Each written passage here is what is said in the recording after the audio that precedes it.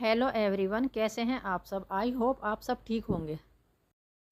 आज मैं आप लोगों के साथ मक्की की रोटी की वीडियो शेयर कर रही हूं, जो कि मैंने सरसों के साग के साथ में बनाई थी। लेकिन क्योंकि वीडियो बहुत ज़्यादा लंबी हो जाती तो इसलिए मैंने मक्की की रोटी की वीडियो को अलग कर लिया था। तो यहाँ मैंने मक्की का आटा ले लिया है और साथ ही मैंने गर्म पानी ले लिया है, क्योंकि मक्की का जो आटा मथा जाता है वो गर्म पानी में मथा जाता है। और मैंने बिल्कुल प्योर मक्की का आटा ही लिया है, ना ही मैंने इसमें गेहूं का आटा ऐड किया है और ना ही बेसन या चावल का आटा कुछ भी ऐड नहीं किया है। मक्की के आटे को मैंने बहुत अच्छी तरीके से गूँथ कर 20 मिनट के लिए अलग रख दिया था, ताकि ये बहुत अच्छे तरीके से फूल जाए। अब मक्की का आटा फूल चुका है, मैं फिर से इसको गूँथ लेती हूँ। इसको हम इतना गूँथ लेंगे कि ये बिल्कुल मक्खन की तरह से हो जाएगा, क्योंकि मक्की की रोटी जो है वो बहुत ज़्यादा फटती है, इसलिए हमको इसको बहुत अच्छे तरीके से गूँथ लेना ज़रूरी होता है। अब मैंने इसको अच्छे से गूँथ लिया है, मैं इसके पेड़े बना लेती हूँ। और मैं आप लोगों से सिर्फ 3 रोटियों की वीडियो शेयर करूँगी, और वो भी तीनों रोटियाँ मैं अलग अलग तरीके से बनाऊँगी। मेरे पास जितना भी मक्की का आटे का डो बना हुआ था, मैंने उस सभी के पेड़े बना लिए हैं। और अब मैं रोटी बनाना शुरू कर रही हूँ। तो पहला तरीका तो मेरा ये है कि मैंने जो पेड़ा है वो पॉली पर रखकर थोड़ा चपटा कर लिया है एक प्लेट से, और उसके बाद मैं इसको बेलन से बेल रही हूँ। इसके लिए मैंने थोड़ा सूखा आटा इसके ऊपर स्प्रिंकल किया है। और अब मैं, ताकि मेरी रोटी बिल्कुल गोल आए, एक टिफ़िन का ढक्कन ले लिया है और ढक्कन मैंने इस रोटी पर रख लिया है जो कि बेली हुई है। और जो चारों तरफ आटा निकला हुआ है उसको मैं अलग हटा रही हूँ। ये देखिए हमारी रोटी कितनी खूबसूरत बनी है। अगर बिल्कुल गोल रोटी खानी है कि एक भी क्रैक नहीं हो रोटी में, तो सबसे आसान तरीका ये है गोल रोटी बनाने का। तो चलिए, हमारी रोटी तैयार हो चुकी है। अब हम इसको तवे पर डाल देते हैं। जब तक ये रोटी तवे में पड़ी हुई है, एक साइड से थोड़ा सिक रही है, तब तक हम एक फ्लैट तले की कटोरी ले लेते हैं। और फ्लैट तले की कटोरी ले करके जो ये पेड़ा है इसको हम चपटा कर लेते हैं। चपटा यानी कि इसको रोटी की शेप में ले आते हैं। रोटी को मैंने पलट दिया है। हमारी रोटी बहुत खूबसूरत लग रही है, जो कि हमने तवे में डाली हुई है।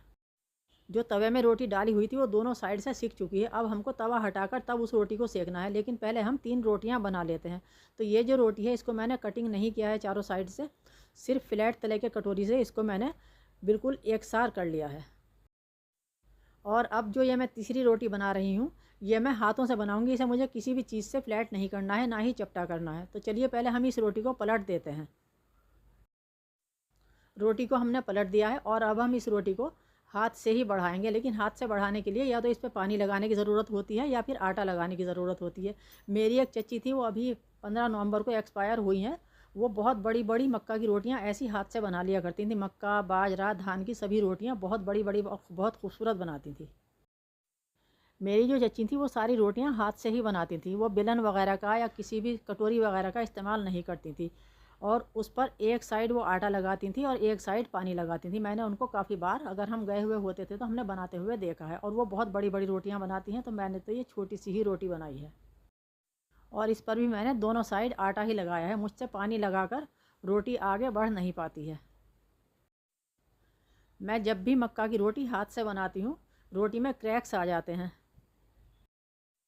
मैं ज़्यादातर मक्का, बाजरा या चावल की रोटी को हाथ से नहीं बनाती हूँ, क्योंकि हाथ से बनाने पर इसमें क्रैक आ जाते हैं। इसलिए मैं हमेशा चकले के ऊपर पॉली डालकर और पॉली के ऊपर से फिर पेड़े को रखती हूँ। और पेड़ा रखने के बाद उसको मैं फिर कुछ बेलन से चपटा करती हूँ और कुछ मैं वो ये कटोरी जो होती फ्लैट, इसको लेकर उससे चपटा करती हूँ। तभी मैं इस रोटी को बनाती हूँ। टिफ़िन के ढक्कन से कटिंग करना ज़रूरी नहीं है। कभी कभी अगर मौका होता है, मूड होता है तो कर देती हूँ, वरना तो नहीं करती हूँ। लेकिन जिस रोटी को हम टिफ़िन के ढक्कन से कटिंग करते हैं, वो रोटी देखने में बहुत ज़्यादा खूबसूरत होती है। रोटियां तो मैंने सभी बना ली हैं। मुझको 6 रोटियां बनानी थी, लेकिन मैंने आप लोगों से सिर्फ 3 रोटियों का ही वीडियो शेयर किया है। मक्की की रोटी का जो आटा होता है, जब हम इसका डो बनाते हैं, इसमें गर्म पानी डालते हैं, तब हमको इसको काफ़ी हद तक पतला रखना होता है, क्योंकि फिर ये 10 मिनट बाद ही इतना हार्ड हो जाता है। क्योंकि ये जो आटा होता है ये बहुत ज़्यादा फूलता है, और फूलने की वजह से ये बहुत ज़्यादा हार्ड हो जाता है। तो देखिए, मैंने रोटियां तो बना ली हैं। अब मैं रोटियों को सेकना शुरू कर रही हूँ। तो देखिए, मेरी एक रोटी सीख चुकी है। मैं इसलिए शॉर्ट में ही दिखा रही हूँ, ताकि वीडियो ज़्यादा लंबी नहीं हो। रोटी के सिकने में कुछ नहीं है, बस सभी साइडें एक समान सिक जाए, कोई भी साइड इसकी कच्ची नहीं रहनी चाहिए। वैसे तो चावल, धान, मक्का या बाजरे की जो रोटियां होती हैं ये चूल्हे की बनी हुई बहुत अच्छी होती हैं, इनका टेस्ट भी बिल्कुल अलग हो जाता है। पहले लोग इन रोटियों को चूल्हे में ही बनाया करते थे, और या फिर अगर चूल्हा नहीं तो अंगीठी पर बनाया करते थे, लेकिन आजकल चूल्हा या अंगीठी नहीं है तो सब काम गैस पर ही हो जाता है। ऐसे ही पहले जितने भी साग होते थे वो सब मिट्टी की हांडी में बनते थे, लेकिन अब मिट्टी की हांडी की जगह कुकर ने ले ली है, हर काम कुकर में होता है। तो देखिए मैंने सभी रोटियां बना ली थी, और उसके बाद मैंने बहुत अच्छे से सभी रोटियों को सेक भी लिया है, जिसमें कि मैंने 4 रोटियां तो हाथ से बनाई हैं, और एक रोटी मैंने कटोरी से पेड़ को फ्लैट करके और बेलन से बेल करके तब टिफ़िन के ढक्कन से कटिंग करके बनाई है। और वो रोटी ये है, इसमें कोई क्रैक नहीं है, कुछ नहीं है, और देखने में भी बहुत खूबसूरत लग रही है। तो चलिए इस रोटी को तो अब हम एक साइड रख देते हैं, अब हम आपको दूसरी रोटी दिखाते हैं।